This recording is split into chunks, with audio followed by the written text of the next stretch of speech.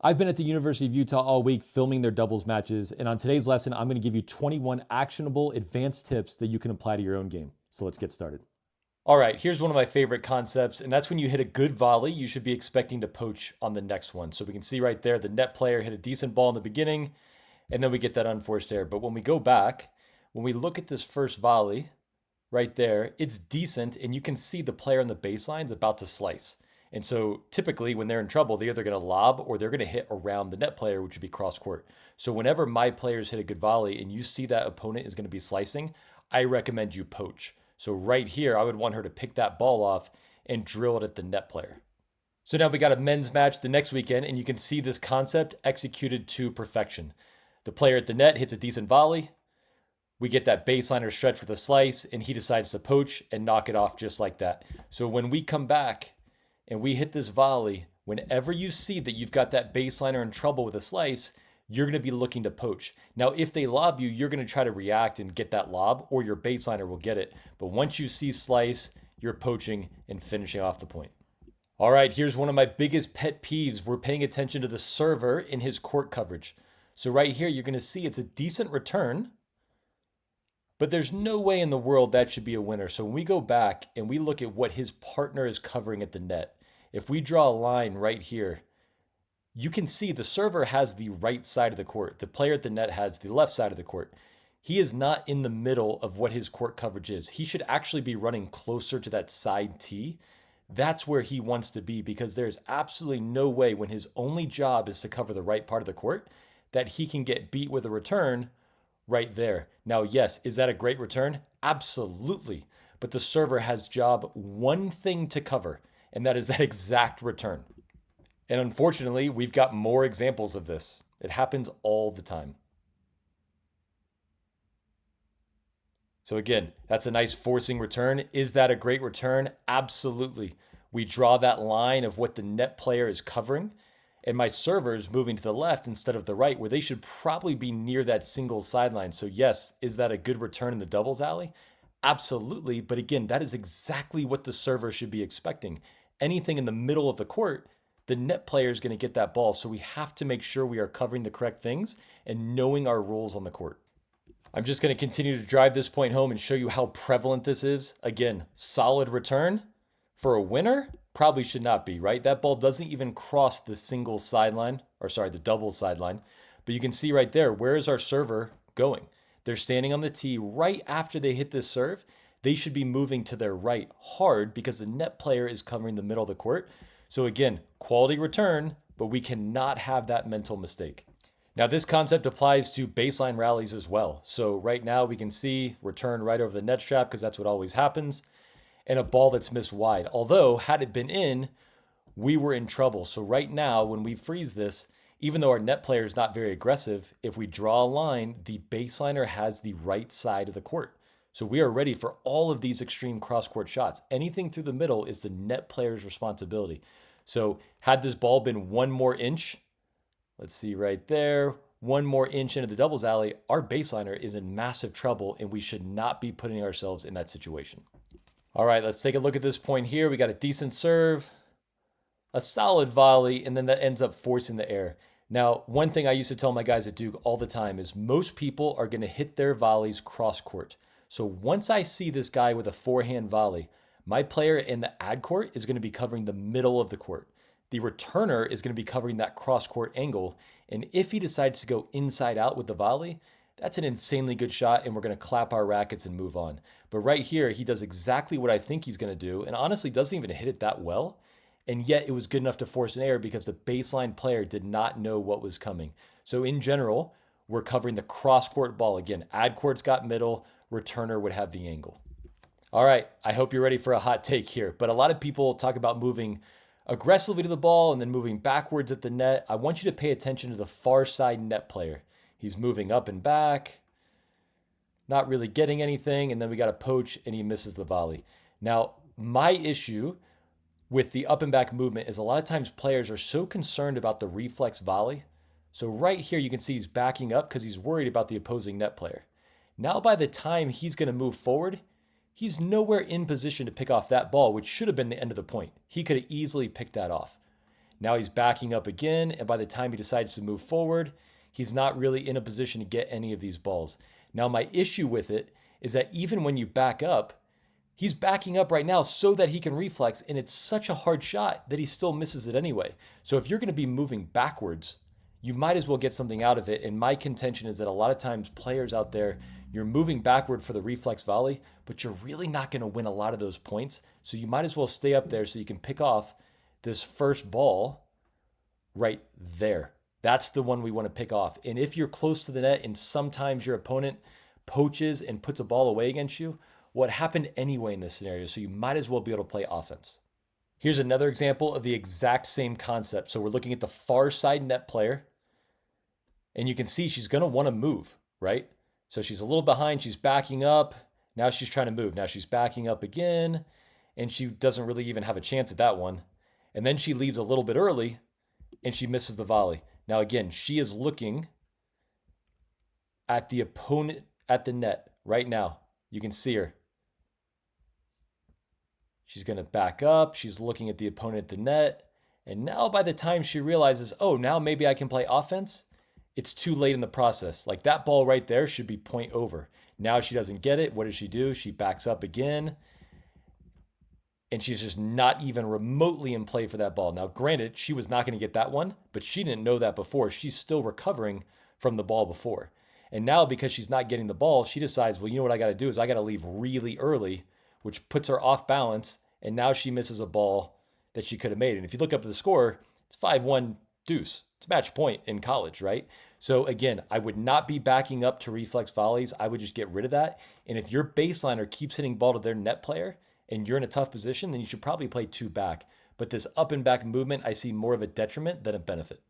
All right, we got a real short point here, but I want to illustrate that when you're in the middle of the court, there's basically no angles to go down the line. So right here, this player tries to beat us in the alley, and it's just basically an impossible shot. So what would I want the net player to do is definitely be pinching more towards the middle, because this shot is essentially impossible. You want to squeeze off that cross-court shot.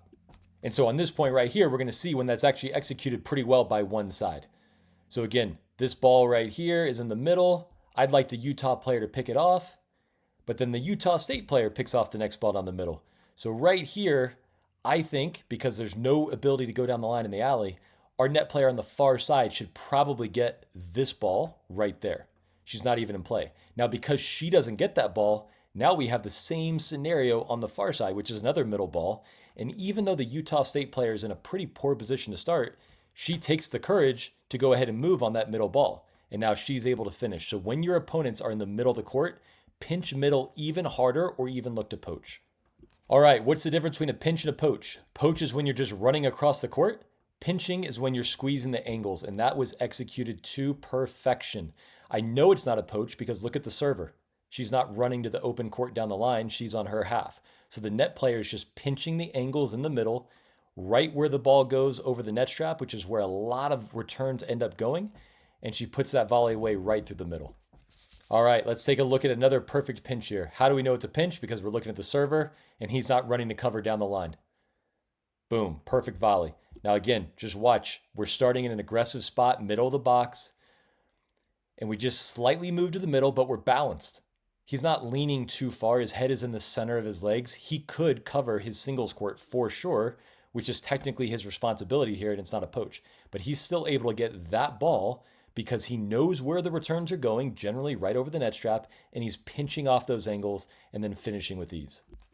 And one more point, just to drill it home, but this is another perfect pinch, and this is what I want you guys all doing. It doesn't always have to be a poach. You can just pinch off the angles. Again, he's in a nice starting position.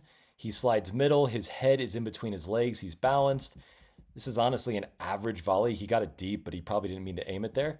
And then he's able to finish the next one. So pinching off those angles, leaving your doubles alley open. But when you're balanced like this, you are still covering your singles line. All right, here's a great point. It's a little bit of an obscure tip from me, but let's just go ahead and watch this play out. That's a nice little return. We got a volley exchange. And then we have this ball right here to create an overhead. Now, when you are attacking someone at the net right now, the guys at the net, our player in the ad court has the doubles alley because they're two up. He is covering all of the line. the player in the deuce court is covering the middle, and we are giving up a lob or an angle. Now, when someone is moving up in the baseline, like our far side baseliner, he does not look like he's going to lob right now. He looks like he's going to absolutely tattoo the ball, which he should. Now, where should his target be? If he goes down the line, he's aiming in the alley, which is risky. If he goes angle, that's risky. So he should go middle. Now, where should he go? To the ad court player's forehand or the deuce court player's backhand? Most players defend with their backhand volley. So I always recommend going hard to someone's forehand volley hip. Now, because the middle of the court would be the ad court guy, that's exactly where he goes, right there. It's a very, very awkward ball to reflex. You can see how his body's like contorting. Had he gone to his backhand volley here, I actually think there's a decent chance he could have reflexed this through the middle of the court, even for a winner. So he chose the middle, which is smart. He chose the forehand volley, which is even smarter, which set him up for an overhead. All right, so now I get to show you the exact opposite situation and why you would change your target. So we got a good return there, nice and deep. She's coming up on an awkward ball. She goes to the forehand volley, and it's easily put away. Now, we're in the same situation. This player on the near side from Utah State, she's going against 2 up, but now she's not on offense. She's running up with a slice. So when you're on offense, I do like drilling it at that forehand volley hip. When you're on defense, I much prefer to go someone's backhand volley because it's much harder to finish with a backhand volley. Now, again, do I want her going down the line in the alley? No, that's too risky. I also don't want her trying a sick angle to go cross court in the alley. That's also risky. So she's got to go middle, and she can go middle to the deuce court player's backhand volley or the ad court player's forehand volley. And of course, I would recommend the deuce court player's backhand volley. So she did go down the line here. I would have preferred the backhand, which would have kept them in the point. But because she went to the forehand, that's an easy little finish through the middle. So when you're on defense and there's 2 up, go middle to the backhand. And when you're on offense, go middle to the forehand volley. All right, we know we want to be attacking second serves and doubles, but we can do them to big targets. Right here, absolutely textbook. We move in on the return. Look where this crosses the net, right through the middle. I mean, there's very little risk with the target, but she is stepping up and hitting aggressively. So yes, she could miss some, but she's not going to have any mental mistakes. And because she's attacking it, she gets that baseliner on their back foot and sets up her partner for a very, very easy volley finish. All right, this point is going to look very familiar because it is. It's like probably the next point. Look at that. Step up, crack the return, boom, force an air. Now again, look where this return crosses the net. It is on the side of the net player. But of course, the net player is not going to be looking for that ball because the returner is stepping up and absolutely cracking the ball. So she's taking on some risk with the return by hitting faster, but her target is right through the middle of the net. It is super simple. She's not going alley and fast or cross court and fast. It's basically right over the center of the net, and she's able to force an air. Hey, guess what? When you do something and it's working, you do it over and over and over again. Does that look familiar? Mm-hmm. Look where that return crosses even more towards the net player. And she's sticking her racket out instinctively, but she doesn't want that ball. Why would she? Yeah, she pulls her racket back because it's absolutely crushed. That one had some depth, and again, we forced an error. So I would highly recommend when you play opponents with weak second serves, step up and rip, but pick a very safe target right over the center of the net, and then just have your net player ready to close just in case these balls go in. All right, last tip on the day. You know when we're in 1 up, 1 back, I want that net player hunting the middle of the court, right over the net strap. That one right there, I want it. And then we get beat down the line. Now, here's the thing. Roles change when we're 2 up. So right now, 1 up, 1 back. I want that net player in play for that ball. She might not be able to get it, but I want her to at least have a look. Now her partner hits an approach. So now they're in 2 up. So now what is the net player's responsibility? She has all the way to the double sideline, and the player who just hit the approach shot has the middle of the court. You are leaving the angle and you are leaving the lob open. You are going to try to react to those. So she's a little bit late in recognizing that. Right here, she should be in play for this ball. But now her role changes. She sees her partner coming in and she's got to get over to the alley. So yes, is that a great shot? Absolutely. But that is the only thing she is supposed to be covering is that down the line alley. So make sure you're very, very aware. Are you in a 1 up, 1 back situation, which is covering the middle? Or are you in 2 up, which means you could be covering the line? All right, if you're still with me at this point, that means you're loving the video, you're getting better, you're getting smarter. And if that's the case, I would really appreciate you liking and subscribing to the channel. Most of my viewers don't subscribe, and as a content creator, it is the single greatest way that you can say thank you. So take 1, 2, 3, or hopefully all 21 of these tips, apply it to your game, and watch your level skyrocket.